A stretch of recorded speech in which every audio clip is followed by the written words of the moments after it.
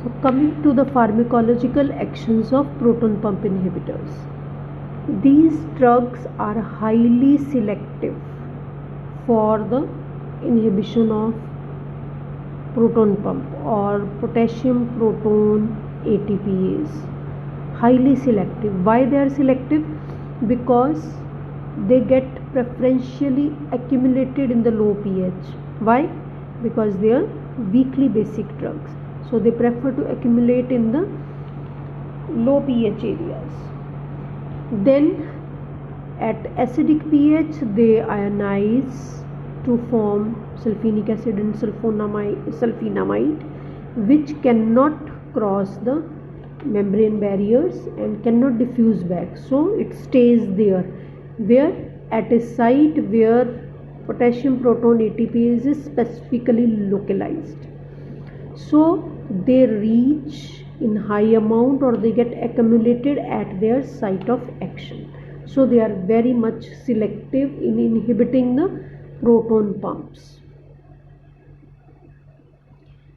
So they completely suppress the acid secretion, resting secretion or basal secretion, as well as the stimulated secretion of acid within 1 hour of their administration. Maximum response occurs at 2 hours after the administration of drug, and the effect persists for 3 days. Why? Because the blockade or the enzyme inhibition is irreversible type.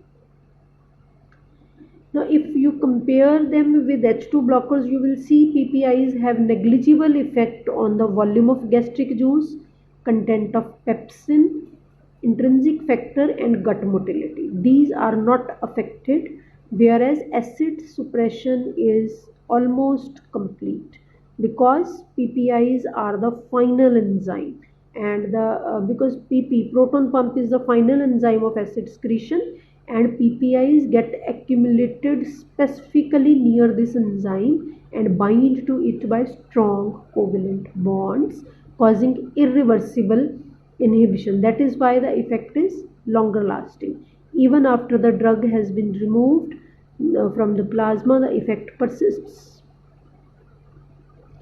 Now these are one of the most commonly used group of drug for the treatment of gastric and duodenal peptic ulcers. It helps in ulcer healing. They are fast active. They provide more effective relief of the symptoms associated with ulcers, prevent the relapse of ulcer, and are safe to use because ADRs are very mild. High dose intravenous therapy is needed for the bleeding peptic ulcer, to control the bleeding, to prevent the rebleeding. And in gastroesophageal reflux disease, we use these drugs in a dose which is higher than their ulcer healing dose. They are drug of choice for gastroesophageal reflux disease, though mild cases respond to H2 blockers also. Stress ulcer prophylaxis, we have seen that we can use either of the two groups, H2 blockers as well as PPIs. Another condition which is in which PPIs are the drug of choice is Zollinger-Ellison syndrome. It is characterized by formation of a tumor of the gastrin secreting cells, gastrinoma.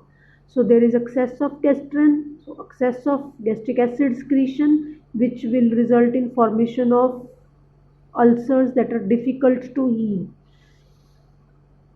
PPIs are drug of choice as they control the symptoms and help in the ulcer healing.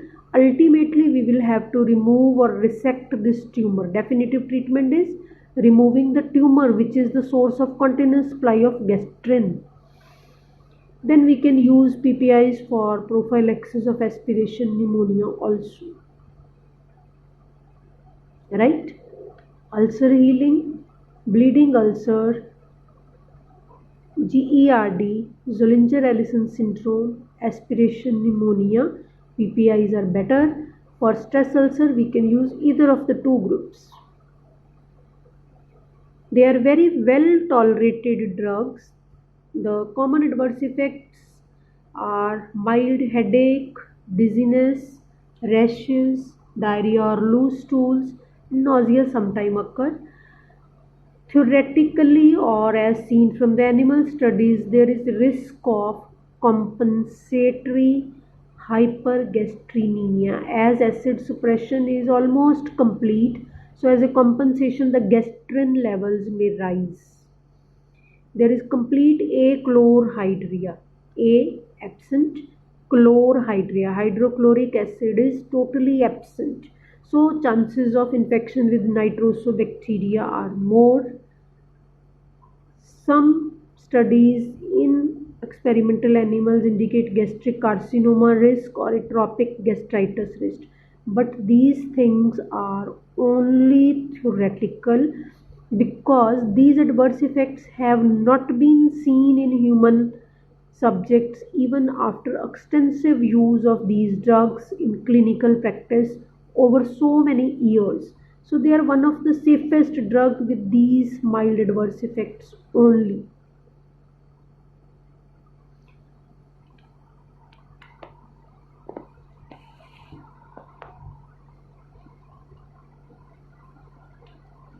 In the